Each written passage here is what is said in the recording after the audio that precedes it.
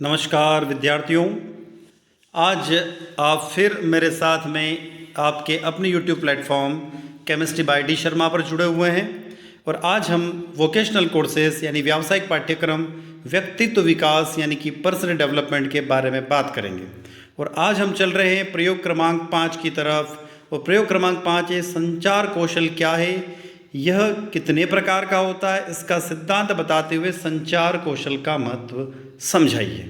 What is the communication skill, यानी अब बात करते हैं आज हम संचार कौशल के बारे में। तो आई होप आप लोगों को अभी तक इससे पहले के सभी वीडियो पसंद आए होंगे। अच्छे आए हैं तो आप लोग इन सब वीडियो को लाइक करें, अपने दोस्तों के साथ शेयर करें और चैनल को सब्सक्राइब अवश्य करें, क्योंकि यह देखने में आ रहा है कि वीडियो आप लोग देख रहे हैं, आप लोग अपना प्रैक्टिकल रिकॉर्ड भी बना रहे हैं, पर चैनल को सब्सक्राइब नहीं कर रहे हैं।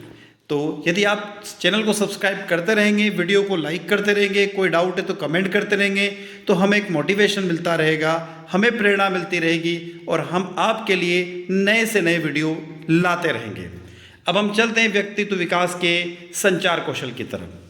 सबसे पहले बात करते हैं कि व्यक्तित्व क्या है।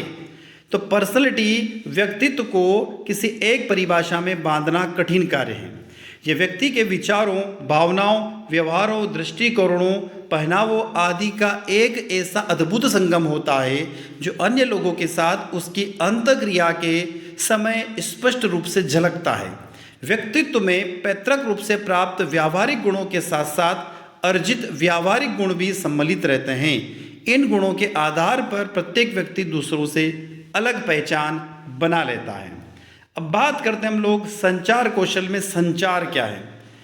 विद्यार्थियों, आप देखेंगे कि यहाँ पर हिंदी और इंग्लिश दोनों मीडियम में हम लोग बैक टू बैक इस वीडियो को ला रहे हैं और यहाँ पर सिर्फ मैं हिंदी मीडियम की ही प्रोनाउंसिएशन कर रहा हूँ। यदि आप इंग्लिश मीडियम के स्टूडेंट हैं तो इंग्लिश मीडियम में इसको नोट डाउन कर लीजिएगा।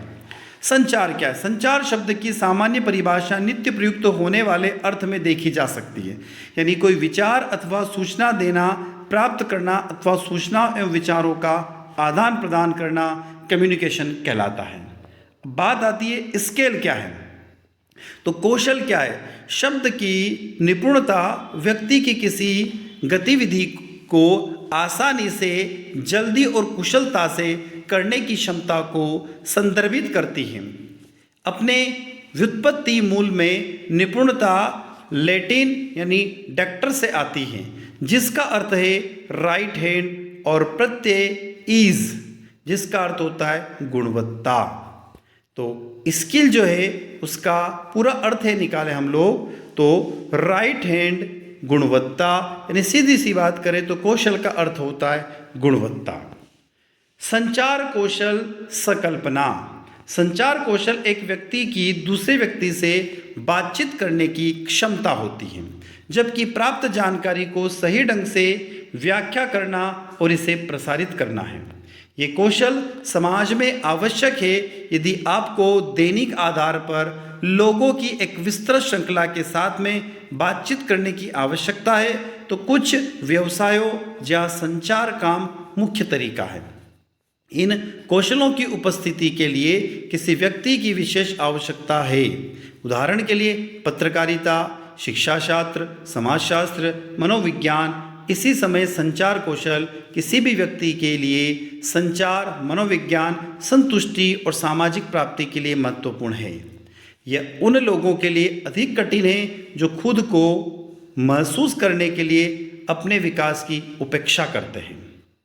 तो इसका इंग्लिश वर्जन नीचे दिया हुआ है, आप वीडियो को रोककर वीडियो को पॉज करके इसको नोट डाउन कर लीजिएगा। आगे चलते हैं। संचारी क्षमता मानव कौशल का एक समूह है जो एक विशिष्ट सामाजिक वातावरण के लिए पर्याप्त है और इसमें संचार परंपराओं, रीति रिवाजों में सांस्कृतिक मानदंडों का ज्ञान, शिष्टाचार का कब्जा, अच्छी प्रजनन और संचार साधनों की सक्षम उपयोग शामिल है। ये कौशल किसी व्यक्ति के सामाजिक अनुभव के साथ साथ विभिन्न विज्ञानों के अतिरिक्त अध्ययन की मदद से हासिल किए जाते हैं। हम शिक्षा की प्रक्रिया में कुछ जानकारी प्राप्त करते हैं, लेकिन संचार बातचीत की सफल स्थापना के लिए यह पर्याप्त नहीं है। बातचीत में अन्य प्रतिभागियों द्वारा अपेक्षित मापदंडों का पालन करना आवश्यक है। बात करते हम डेफिनेशन ऑफ कम्युनिकेशन स्किल, संचार कौशल की कुछ परिभाषाएं। पहली परिभाषा है मैकक्वेल के अनुसार, संचार एक ऐसी विधि है, communication can be a method which will increase parallelism, जो समानता को बढ़ाती है और इसके लिए कम से कम होने के लिए समानता के घटकों की आवश्यकता होगी। दूसरी परिभाषा हमने लिए रोजर्स और निर्माता की। उसके साथ संचार के अनुरूप उस विधि द्वारा एक रिसीवर को आपूर्ति से हस्तांतरित किए गए संदेशों को विधि से जोड़ते हैं। बान और हर्किंग्स के अनुसार संचार को परिभाषित किया क्योंकि लॉग एफ विधि के कारण और चैनलों के माध्यम से संदेश प्राप्त करना जो एक आपूर्ति और एक रिसीवर के बीच में आम है। चौथी मेथड है धाम और भटनागर के अनुसार, संचार और सामाजिक संचार के दो पाठ्य पुस्तक के रूप में परिभाषित करें और सामाजिक संपर्क और मीडिया पद्धति बहुत संचार परिदृश्य में दो या बहुत से लोग कार्य करते हैं। आज की दुनिया में इस तरह से जल्दी से समझ में आने के लिए बहुत कुछ व्यक्ति की भूमिका महत्वपूर्ण की गई है। तो ये तो कुछ डेफिनेशन से कुछ अलग अलग व्यक्तियों द्वारा प्रदान की गई है। अब बात करते हैं व्हाट इज कम्युनिकेशन, संचार क्या है। सूचना का पारित होना, पासिंग इन्फॉर्मेशन, विचारों का आदान प्रदान, एक्सचेंज ऑफ आइडिया और दूसरों के साथ विचार साझा करना। संचार नियम यानी रूल्स ऑफ फॉर कम्युनिकेशन, किसी भी स्थिति और संचार के प्रकार के लिए सार्वभौमिक नियम निम्नलिखित हैं। जो सोचा जा रहा है, जो आपके दिमाग में सोचा जा रहा है, वह उन लोगों के लिए बिल्कुल स्पष्ट होना चाहिए जो इसे आवाज़ देना चाहते हैं। वार्ताकारों को आपसी समझ के लिए तैयार होना चाहिए और अपने पदों को सबसे अधिक समझने योग्य तरीकों से संवाद करने की कोशिश करना चाहिए। आवाज़ वाले वाक्यांशों के कई अर्थ नहीं होने चाहिए, सटीक और विशिष्ट होने चाहिए। संचार की प्रक्रिया में गैर मौखिक संकेतों पर ध्यान दिया जाना चाहिए, अर्थात जैसे चेहरे के भाव, बॉडी लैंग्वेज यानी कि हाव भाव और सूचना के अनुसार सूचना। तो ये तो कुछ हमने यहाँ पर बात करी कम्युनिकेशंस की, उसके रूल्स की। अब टाइप्स ऑफ कम्युनिकेशन, तो आप अपने साथ में आपके अपने प्लेटफॉर्म पर यूट्यूब पे जुड़े हुए हैं केमिस्ट्री बाय डी शर्मा पर। हमारा एक और यूट्यूब प्लेटफॉर्म है स्पीड हायर एजुकेशन, आप उसको भी ज्वाइन कर सकते हैं। वहाँ पर बहुत सारे वोकेशनल कोर्सेज के वीडियो उपलब्ध हैं।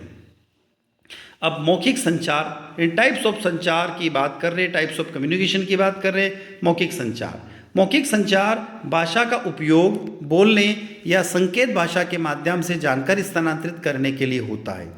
यह सबसे आम प्रकार से होता है, अक्सर प्रस्तुतियों, वीडियो सम्मेलनों और फ़ोन कॉल में बैठकों और एक वार्तालाप के दौरान उपयोग किया जाता है। मौखिक संचार महत्वपूर्ण है क्योंकि यह कुशल है। ये गैर मौखिक और लिखित संचार दोनों के साथ मौखिक संचार का समर्थन करने में सहायक हो सकता है। दूसरा होता है नॉन वर्बल कम्युनिकेशन, गैर मौखिक संचार। गैर मौखिक संचार दूसरों को जानकारी देने के लिए शरीर के भाषा, हाव भाव और चेहरे के भाव का उपयोग है। यह जानबूझकर और अनजाने में दोनों का उपयोग किया जा सकता है। उदाहरण के लिए, जब आप किसी सुखदायक या सुखद विचार या जानकारी के टुकड़े को सुनते हैं और आप अनायास ही मुस्कुरा सकते हैं। दूसरों के विचारों और भावनाओं को समझने की कोशिश करके समय गैर मौखिक संचार सहायक होता है। यदि वे बंद बॉडी लैंग्वेज जैसे क्रॉस किए हुए हथियार या पैर या कुबड़ वाले कंधों को प्रदर्शित कर रहे हैं तो चिंतित, क्रोधित या नर्वस महसूस कर रहे होंगे। यदि वे खुली बॉडी लैंग्वेज के दोनों ओर पैरों के साथ फर्श और भुजाओं पर या टेबल पर प्रदर्शित कर रहे हैं तो संभवतः सकारात्मक महसूस कर रहे हैं और जानकारियों के लिए खुले हैं। अगला आता है, ये तो था वर्बल, नेक्स्ट आता है लिखित संचार, राइटिंग कम्युनिकेशन या रिटन कम्युनिकेशन। लिखित संचार सूचना लिखने के लिए अक्षरों और संख्याओं की तरह लेखन, टाइपिंग या मुद्रण का कार्य है। यानी written communication is the act of writing, typing और printing information like letter and numbers. ये उपयोगी है क्योंकि यह संदर्भ के लिए जानकारी का एक रिकॉर्ड प्रदान करना होता है। संदर्भ का मतलब उसको संरक्षित करना होता है।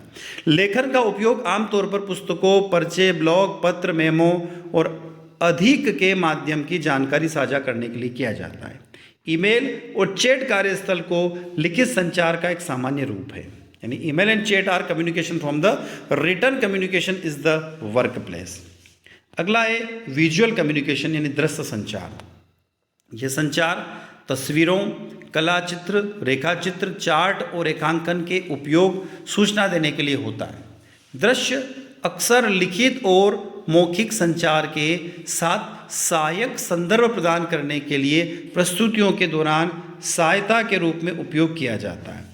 क्योंकि लोगों की सीखने की शैली अलग अलग होती है, इसलिए विचार और सूचनाओं का उपभोग करने के लिए दृश्य संचार अधिक सहायक हो सकता है।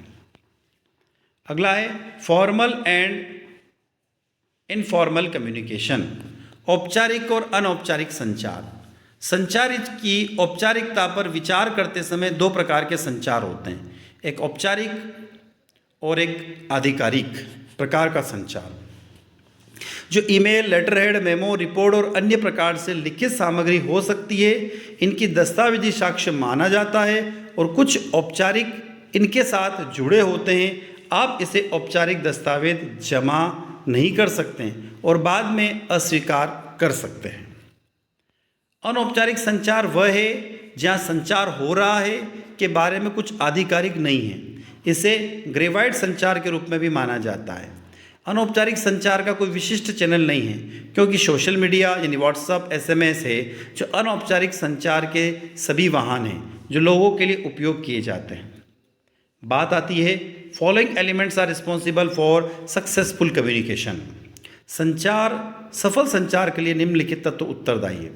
संचार का पहला तत्व स्वयं संचारकर्ता यानी मैसेंजर और उसका व्यक्तित्व होता है। जैसे हम किसी से बात करते तो हमारा व्यक्तित्व होता है।